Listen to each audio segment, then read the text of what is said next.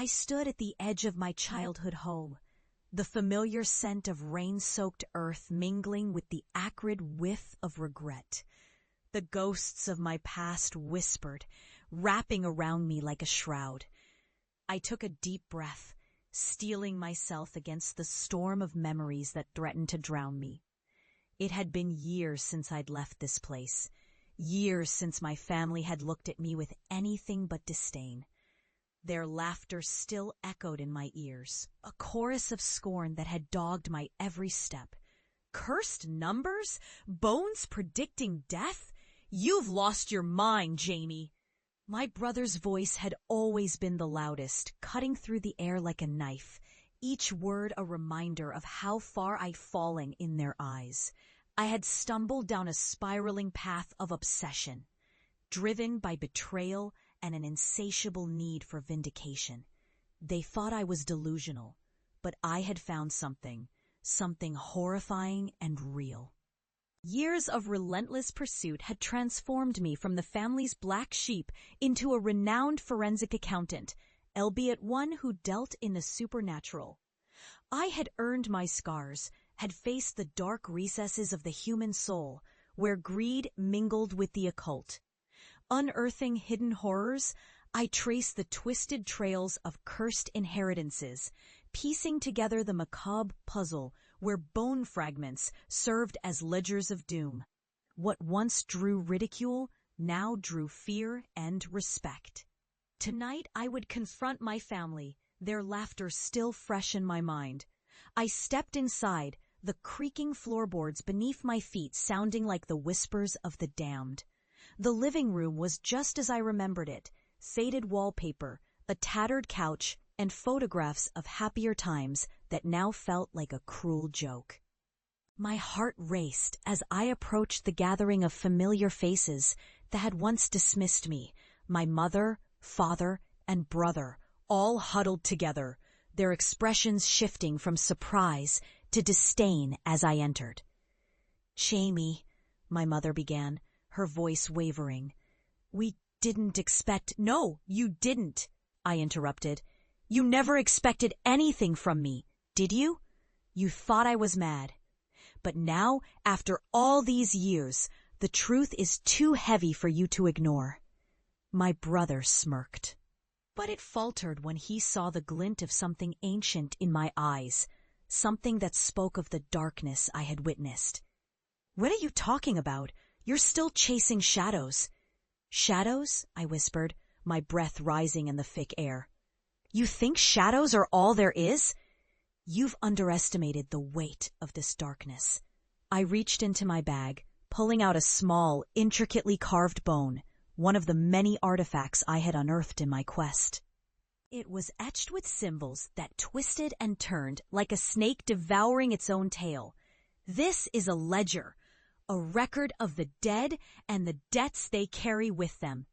Their faces paled as I laid the bone on the table, the sharp clack echoing ominously. I could see the flicker of fear dance in their eyes, uncertainty bubbling beneath the surface. "You've never believed, have you?" I continued, my voice rising as anger ignited within me. "You laughed at me when I told you the stories, the curses, the debts of the living to the dead. But here's the truth. The past doesn't just fade, it festers, and sometimes it comes back to collect." The air turned cold, an unnatural chill creeping in as shadows began to gather, curling around my family like a mourning shroud. I had brought more than just knowledge. I had brought the weight of the horrors I had faced. The room seemed to dim as I summoned the whispers of the lost, those whose lives had ended in tragedy because of the greed that had consumed them. I felt a presence in the room, an inexplicable force that thickened the air with dread.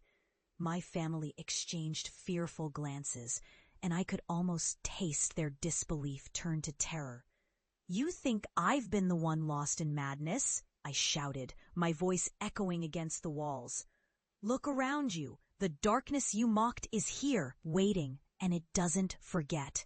As I spoke, The shadows twisted and morphed, forming ghastly figures that loomed over us, their hollow eyes filled with anguish. My brother stumbled back, nearly tripping over the armchair, his bravado shattered. My father's face blanched, betraying the fear he had buried for years. My mother clutched the table, her knuckles turning white. "Please, Jamie," she begged, tears streaming down her face. "We were wrong. We should have listened. Don't let them take us." The figures advanced, whispering secrets of debts unpaid, of inheritances cursed. They were the souls I had encountered on my journey, and now they had come to collect. "You thought me a disgrace, but I've survived what you couldn't even fathom. I've faced the darkness, and now it's time for you to witness the true cost of your disbelief." In that moment, I felt a strange sense of vindication as I watched my family grapple with the horror of their own making. Their laughter had turned to screams, their derision transformed into desperation. They were witnessing the darkness I had fought against, the very darkness that had lingered in the shadows of their lives, waiting to pounce. As the shadows closed in, I turned away, knowing the truth of my journey had been revealed. I had come back not just to confront them, but to show them the price of ridicule. I stepped beyond the threshold of our home, the weight of their horror lingering in the air. I felt both a profound loss and a sense of freedom.